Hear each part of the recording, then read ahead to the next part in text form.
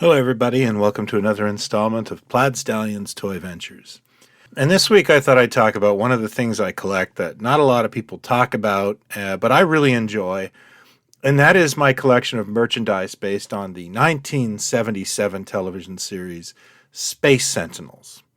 Space Sentinels was a Saturday morning TV show created by Filmation. It was originally called Young Sentinels and then retitled midway through, I guess, because space, about three young people that were transported to another planet, given immortality and superpowers, then brought back to Earth to be their defenders. It's sort of like the Green Lantern Corps. It was Hercules, Mercury, and Astria. Their spaceship base was parked in a volcano, and they received their orders from Sentinel 1, a floating head.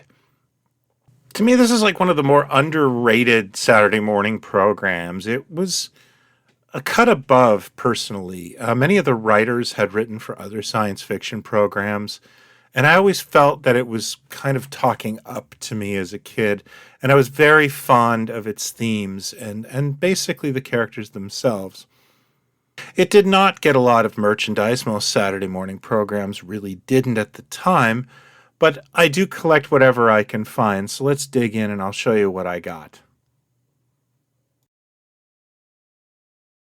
So these magnetic figures are the closest thing to action figures that we got. They're just basically static plastic representations of the characters. I do have an Astria as well, but she fell off the card.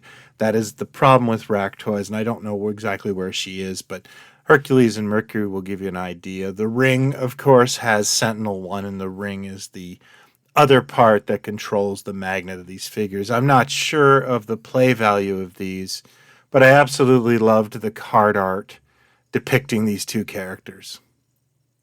And if I had seen these as a kid, I would have scooped these up immediately. I really was a huge fan, especially of Hercules, who went on to be in the Freedom Force, which is sort of Filmation's Justice League. So the Explorer rocket with launcher is a wonderful example of rack toy label slap. They have basically taken an existing toy, and because space, they have slapped on a label that says Space Sentinels on it. And, that's it. That's all you get, kids. I do love the colorful graphics on the card. I am, of course, an aficionado of rack toys, and I love them for what they are, but I do kind of think this is kind of funny. But not as funny as the Space Sentinels cap bombs. Because when I think of the Space Sentinels, I think of cap bombs. These are obviously just little rockets. Again, it's just generic label slap. They would likely take a property and then, see what they could get away with in terms of tying it into these pre-existing Hong Kong toys. And I really wish I could have been there. The Collegeville Halloween costumes are a high point of my collection. You get Astria, who, this is a fantastic costume. And of course, they also did Hercules. Now, I do not believe they did Mercury. I don't know why they would do two of the three, but that does happen a great deal with Halloween costumes. However, when you're collecting anything that's obscure, it's always lovely to find that there is a Halloween costume in the mix. It just kind of brightens and fills out the collection a little bit. There's probably some variations on these. I'm good with what I have on these guys. I don't really need to explore like adult versions of them, but it's really great. I love Halloween costumes, and to cross it over with something that I idly collect is absolutely wonderful.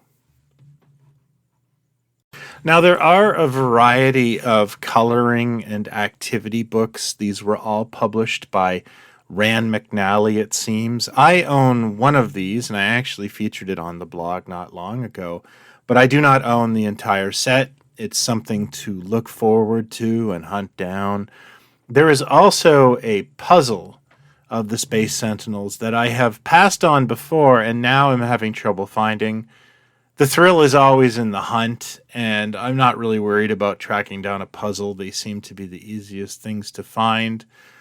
But that's the point of this is I love tracking down these items.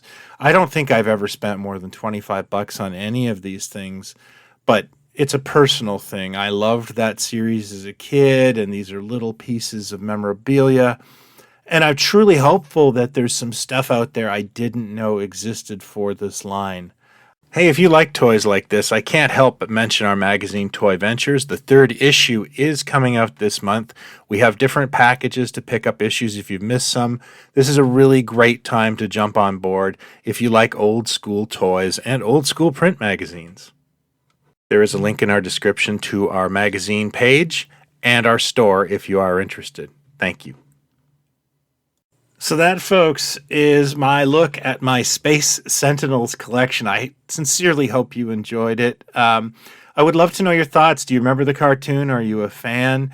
If you have personal collections like this that few people care about, but they're special to you, I would love to know about them. You can let me know in the comments below. You can hit me up in our Facebook group, Pod Stallions, where there's a talk about this kind of stuff. Thank you as always for watching. If you're new to this, I hope you'll consider hitting like and subscribe. I do this every week. Until next time, take care and talk toys, not others.